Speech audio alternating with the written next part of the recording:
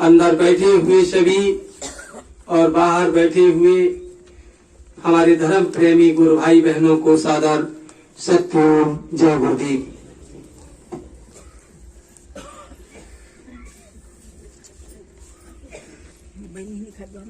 मालिक के आदेशानुसार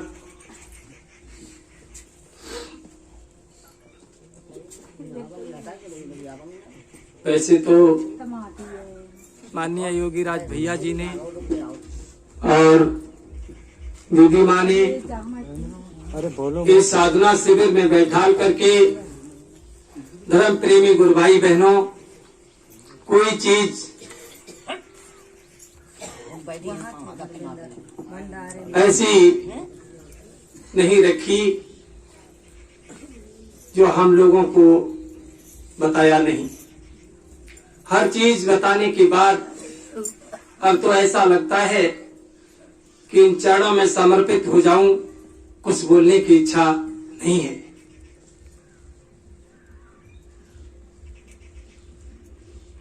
लेकिन भैया ने कहा कि धर्म नीति और राजनीति के माध्यम से, और राजेश भैया ने जब विलांस किया तो कहा साधना शिविर के बारे में बताइएगा, और आते समय मालिक ने कहा कि अध्यात्म धर्म नीति और राजनीति में बोलिएगा। वैसे माननीय योगीराज भैया जी ने हम लोगों को अध्यात्म धर्म नीति और सत्य न्याय धर्म और राजनीति के दोनों मंचों के माध्यम से कोई कसर बाकी नहीं छोड़ी जो कि हम लोगों को इसका ज्ञान ना हो। अंत समय में यहां तक पहुंचा दिया ताकि हमें गौलोक धाम के सामने सत्यलोक में प्रवेश कर दिया।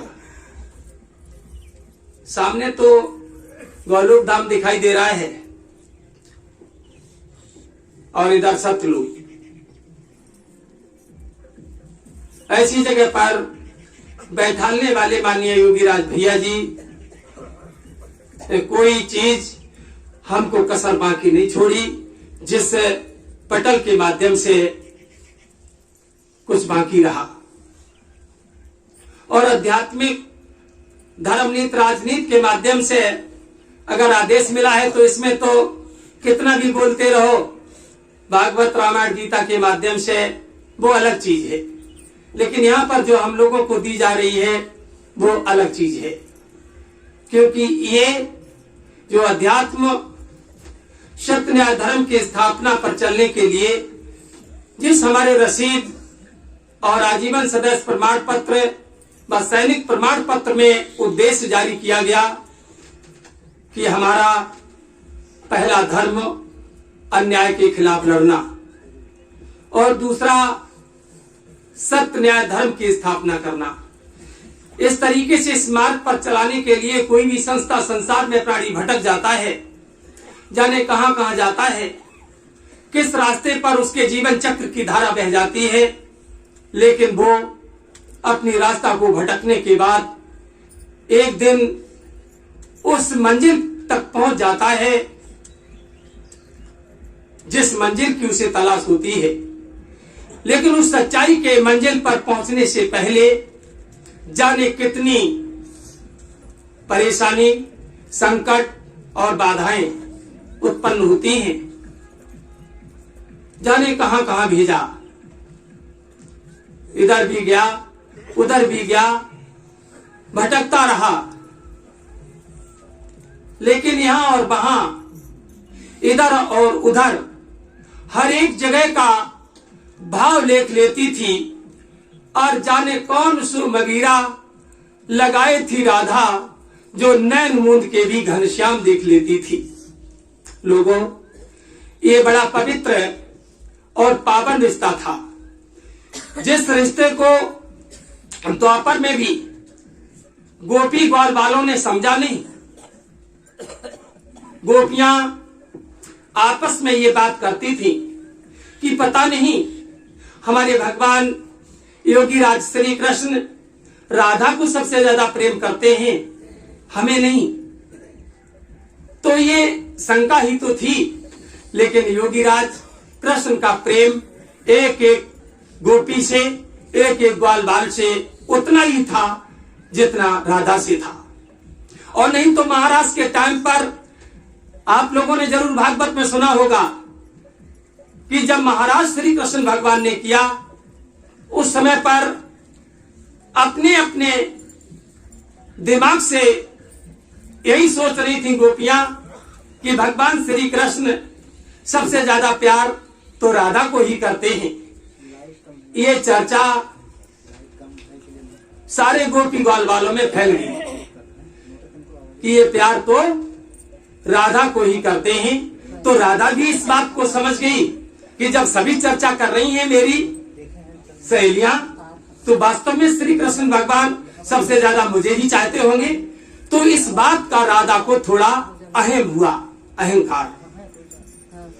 उस अहंकार, और राजेश भैया हमारे गाते हैं कि अहंकार है व्याधि भयंकर।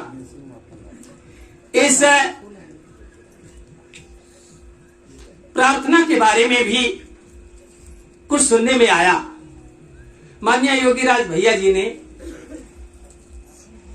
इसके बारे में हम लोगों को डांटा भी। जैसे अहंकार है व्याधि भयंकर, जो तिनाद बिन कोई नहीं। एक बार राजेंद्र भैया ने हमसे परसों नरसों कहा कि शास्त्री जी प्रार्थना बोलो, तो मैंने कहा प्रार्थना का रूट बदल दिया गया है। जो पहले प्रार्थना हम स्वामी जी महाराज की कहते थे, उसमें चाइना खड़े हो जाओ और बोलने लगो, लेकिन अब आदेश दूसरा है। ये प्रार्थनाएं दो चलेंगी केवल, एक सतगुरु सतनाम और एक हमारी जो पोस्टर में लिखी है कुटिया के पास में, वो प्रार्थना बहुत समय पहले मैं अपने कागज में उतार ले गया था कि ये चीज कोई बहुत अच्छी है, और आज उसका वक्त आ गया। तो कभी कभी ऐसा होता है कि बात किसी तरीके से कही जाती है, लेकिन सुनने वाले कुछ उसका घर दूसरी तरीके से लगा लेते हैं। प्रार्थना से आप लोग बताइए, किसी को कोई बैर होगा? प्रार्थना स्वामी जी की हो चाहे संत सम्राट जी की हो, किसी प्रार्थना को कोई भी व्यक्ति यहाँ प्रांगण में शिविर में कहेगा तो उस प्रार्थना से किसी को बैर नहीं होगा। लेकिन प्रार्थना जो प्रचलित की गई, उसी प्रार्थना को बोला जाएगा, और इसमें कोई अगर गलती होगी, अभी जैसे जानते नहीं है बोलना, जो प्रार्थना हमारे राजेश भैया बोला करते हैं, वो प्रार्थना अभी बाद में सबने लिखी है, और मैं पहले लिख ले गया था, लेकिन ये नहीं जानता था इसका वक्त आएगा। लेकिन उसके शब्दों को मैंने लिखा, और प्रार्थना पर कोई भी टीका टिप्पणी करेगा तो वो ठीक नहीं होगा। प्रार्थना पर कोई टीका टिप्पणी नहीं हुई। माननीय योगीराज भैया जी की डांट को हमें और तुम्हें सब लोगों को ये पता नहीं था कि किसने क्या कहा, लेकिन बात इस तरीके से थी जो मैंने आप लोगों के बीच में रखी है। यह प्रार्थना का रूट बदल दिया गया है। ये प्रार्थना में कोई गलती हो गई तो भैया हम नहीं आएंगे बोलने के लिए। इसमें जब पढ़ लेंगे, सीख लेंगे और याद हो जाएगी, तब हम बोलेंगे। इतनी बात थी, शंका करने की कोई जरूरत नहीं है। वैसे समझदार तो चुप रहता है और मूर्ख शोर मचाता। तो हमने कहा चौधरी साहब से भी, भैया ये भैया ने डांट लगाई है, इसका कारण क्या है समझ में नहीं आता। ऐसी कोई बात होती तो समझ में आ जाती, लेकिन बात हमने कहा कभी कभी ऐसा होता है किसी तरीके से कही जाती है और कोई किसी तरीके से सुनकर के उसको थोड़ा इधर से उधर अगर कर देगा तो अर्थ का अनर्थ हो जाएगा। जैसे एक पिता अपने पुत्र से कहा कि हे पुत्र, मेरे मरने का समय आ गया और मैं तो चला ही जाऊंगा, लेकिन मरने से पहले हमारे पास में कुछ दौलत है और वो दौलत मैं तुम्हें बता दूं। हमने अपने जीवन में एक मंदिर बनवाया है और मंदिर की चोटी पर सोने के कलश, चांदी के कलश, पीतल के कलश लोग लगवाते हैं। तो ये मंदिर हमारा बना, अब मैं जाने वाला हूं, एक भोजपत्र लेकर के आओ। तो उसका लड़का भोजपत्र लेकर के आया और भोजपत्र में उस पिता ने ये लिख दिया कि कर विचार नैनन निरख और समय बजे हो 4 और शिवालय के शिखर पर माल गड़ो है सार। शिवालय के शिखर पर माल गड़ो है सार। जैसे पिता ने मंदिर बनवाया था और जब जाने की बेरा हुई कि अब तो मैं चला जाऊंगा इस दुनिया से और बेटा तुम परेशान हो जाओगे, हमारे पास में बहुत माल है तो भोजपत्र लाओ, मैं उसमें लिख दे और तुम आराम से मेरे जाने के बाद अपने जीवन दिनचर्या के लिए निकाल लेना। उसमें भोजपत्र दिया और पिता ने लिखा कि कर विचार और नैनन निरख समय बजे हो 4 और शिवालय के शिखर पर माल गड़ो है सार। यानी बहुत सा माल गड़ा है। इतनी कहने के बाद 2-1 दिन के बाद में पिताजी खत्म हो गई। जब वो खत्म हो गए तो लड़के ने विचार किया कि दाह संस्कार क्रियाक्रम करने में बहुत सा धन खर्च हो गया, तो इनमें संस्कार किया, अब मेरे पास में तो कुछ रहा नहीं, अब मैं कैसे गुजारा करूं, क्या करूं, कैसे जीवन चलेगा, कैसे बच्चे पलेंगे। तो वही भोजपत्र उसने देखा कि पिताजी मेरे लिए मरने से पहले कुछ बता रहे थे। तो भोजपत्र में लिखा था कि कर विचार नैनन निरख समय बजे हो 4। तो उसने इसका शुद्ध अर्थ नहीं निकाल पाया। और शिवालय के शिखर पर माल गड़ो है सार, तो शिवालय के पास में गया और शिखर पर यानी चोटी पर उसकी नजर गई। तो उसने कहा इसमें बहुत माल गड़ा है, तो ऊपर से उसने चोटी को तोड़ दिया। चोटी जब टूट गई और धीरे से उसने विचार किया कि माल तो निकला नहीं, फिर उसने मंदिर तोड़ा, फिर दीवारें तोड़ दी, अंत तक उसने उसकी नेह जो थी वो भी खोद दी, लेकिन माल कहीं नहीं मिला। माल क्यों नहीं मिला? क्योंकि जो भोजपत्र में लिखा था उसका अर्थ का वो अनर्थ कर रहा था। अर्थ का अनर्थ करने के कारण वो भटक गया। ऐसे ही इंसान भटक जाता है कि किसी चीज का अर्थ कुछ और है और उसका अनर्थ जब हो जाता है तो बड़ी गड़बड़ी हो जाती है, बड़ी चर्चा हो जाती है धीरे धीरे। तो उसने खोपड़ी पकड़ के बैठ गया और कहा पिताजी ने गलत लिख दिया। पिताजी ने तो सही लिखा लेकिन तुमने गलत कर दिया। वो लड़का कहने लगा कि ये माल तो मिला नहीं, चोटी भी तोड़ी, दीवारें भी तोड़ी, मंदिर भी खोद दिया, सब कुछ कर दिया, माल नहीं मिला, अब क्या करूं? परेशान होकर के रात पर खोपड़ी पकड़े बैठा रहा। और एक महात्मा जी आ गए। सुबह हुआ, दिशा मैदान जाने के बाद अपना फ्रेश हुआ और फ्रेश होकर बैठा था दरवाजे पर, तो एक महापुरुष यानी संत आ गए। और संत जी ने जैसे ही उस बच्चे को देखा, कहा बेटा उदास क्यों हो, क्या चिंता है तुम्हें? जवाब दिया महाराज हमारे पिताजी ने भोजपत्र में पता नहीं एक चौपाई लिखी है और चौपाई या दोहा जो भी है उस हिसाब से मैंने काम किया। पिताजी के हाथों का बना हुआ मंदिर भी टूट गया, शिखर टूटा, दीवार टूटी, मंदिर खुद गया, लेकिन इसमें लिखा है माल गड़ो है सार, माल मुझे कहीं नहीं मिला। तो महात्मा जी कहने लगे बेटा हमें दिखाओ। तो भोजपत्र संत जी ने लिया और महापुरुष ने देखा कि कर विचार नैनन निरख समय बजे हो 4 और शिवालय के शिखर पर माल गड़ो है सार। 4 बजे का समय का मतलब क्या है? बेटा तुम भटक गई। 4 बजे का समय और शिवालय के शिखर की छाया, सूरज जब 4 बजे इधर जाएगा तो चोटी की छाया जहां पर पड़ती है, शिवालय के शिखर पर माल गड़ो है सार, जब छाया जहां पर पड़ती है वहां पर माल था, लेकिन वो छाया कहां पे पड़ती है? अब तो तुमने मंदिर भी तोड़ दिया, अर्थ का अनर्थ कर दिया।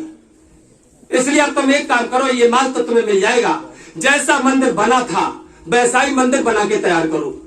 तब उस बच्चे ने महात्मा जी के कहने से उसी तरीके का मंदिर बनवा करके तैयार किया, बिल्कुल चोटी तक शिविर पर शिखर लगा दिए कलश, और सब महात्मा जी को याद किया, नेत्रों को मूंद करके तो महात्मा जी प्रकट हो गए। जैसे घर के 23 जनवरी को संत सम्राट जी प्रकट हुए थे, ऐसे ही वो प्रकट हो गए। जब भक्तों पर कोई परेशानी और कोई दिक्कत और कोई तकलीफ या किसी प्रकार की कोई चिंता अंदर व्यापक होती है, मेरी माताओं बहनों भाइयों, इस धर्म क्षेत्र में साधना शिविर के प्रांगण में बैठी हुई सभी देवियां, आप लोग समझ लो कि संत महात्मा बड़े दयालु होते हैं। उन्होंने देखा कि ये बच्चे हमारे परेशान हैं तो प्रकट हो गए। ऐसे वो बच्चा परेशान था तो वो संत जी प्रकट हो गए और कहने लगे, बेटा मंदिर बन गया? कि हाँ बन गया।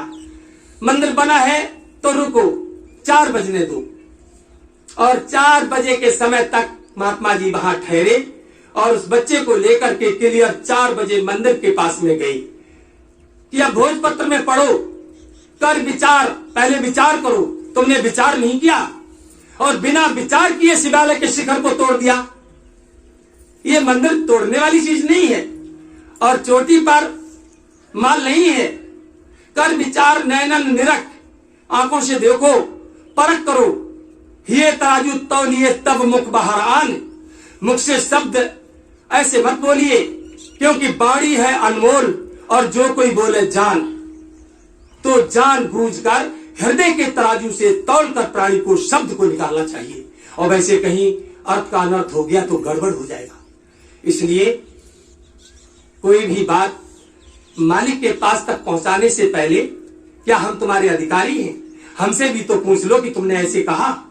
हमसे ना पूछ करके डायरेक्ट मालिक से अगर फरियाद करोगे तो ये परिणाम गलत हो जाएगा। इसलिए मैं क्षमा चाहते हैं। महात्मा जी प्रकट होकर के कहने लगे, बेटा कर विचार नैनन निरख, और समय बजे हो 4, अब 4 बजे का समय है, अब फावड़ा ले आओ। तो फावड़ा आया और फरुआ लेकर के कहा, जहां पर इस शिखर की चोटी की छाया पड़ती है 4 बजे के टाइम, यहाँ पर घेरा खींच दिया और कहा यहाँ खोदो। मंदिर वैसा ही बना रहा और जहाँ छाया पड़ती थी 4 बजे के समय, मंदिर की चोटी की छाया की जगह गोल घेरा कर दिया। और वहां पर जब बच्चे ने खोदा तो खोदते खोदते उसके नीचे बहुत सा माल निकला। कहने लगा, महाराज मैं तो भटक गया, मैंने पिताजी के लिखे हुए दोहे का समझदारी से काम न लेने के कारण अर्थ का अनर्थ कर दिया। एकदम पैरों पर गिर पड़ा और कहा, पिता ने जो ज्ञान हमको इसका लिख तो दिया लेकिन समझा नहीं पाया वो, महाराज आपने मेरी आंखों को खोल दिया। मंदिर भी मेरा साबित है और माल भी मुझे मिल गया। बस आप मेरे गुरु हैं और हमें गुरु मंत्र दो।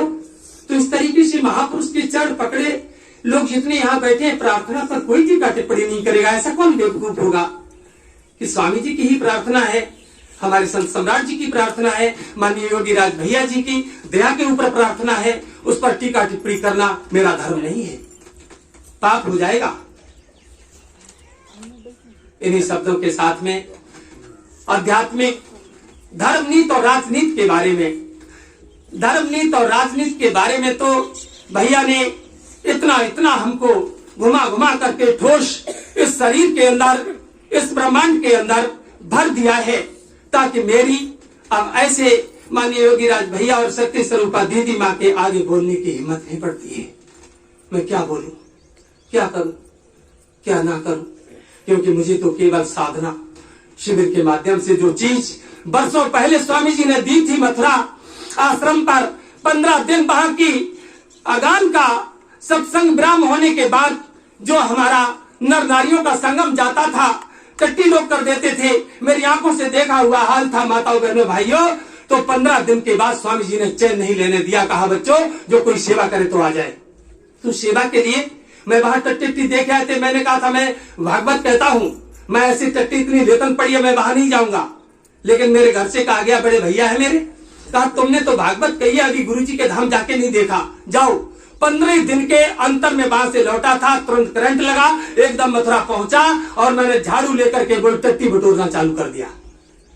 क्या मैं जिससे सोच करके आया था यहाँ टट्टी पड़ी है मैं नहीं जाऊंगा, क्या जरूरी था वही टट्टी की सेवा मुझे मिलती? लेकिन ये महापुरुष ने दिखाया कि तुमने जिससे घिन किया है महापुरुष के दरबार में, वही चीज तुम्हें उठानी पड़ेगी। तो मैंने टट्टी बटोरी है वहां और टट्टी बटोरने के बाद सच पूछा जाए तो मेरे कमर में इतना दर्द था कि मैं अगर झुक जाता तो सीधा नहीं हो पाता था, और सीधे खड़े रहते तो जल्दी बैठ नहीं पाते थे।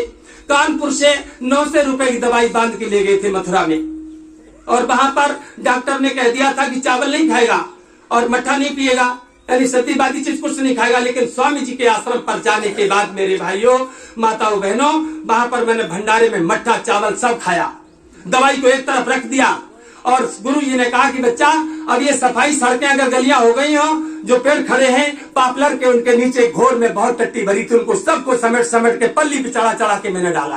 वक्त की अवस्था तक लोग बड़ा पाप करते हैं, आप जाने में करो या अनजाने में करो, ये मनुष्य गलतियों का पुतला है। लोग कहते हैं कि अगर गलती रुलाती है तो राय भी दिखाती है, और मनुष्य गलती का पुतला है, अक्सर हो ही जाती है, लेकिन जो कर ले ठीक गलती को उसे इंसान कहते हैं, और पराया दर्द अपनाए उसे इंसान कहते हैं।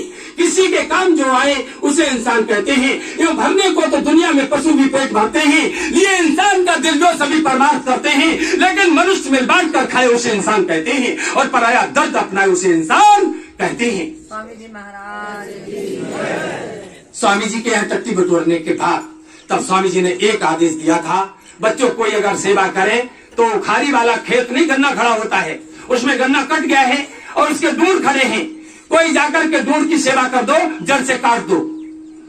तो अब हम ढूंढते फिर रहे थे, हमें गड़ासा कहीं मिल जाए तो हमें सेवा ले लूं, लेकिन मेरे कमर में दर्द बहुत हो रहा है, मैं अगर झुके तो उठ नहीं पाएंगे, ये बड़ी तकलीफ घुसी थी अंदर।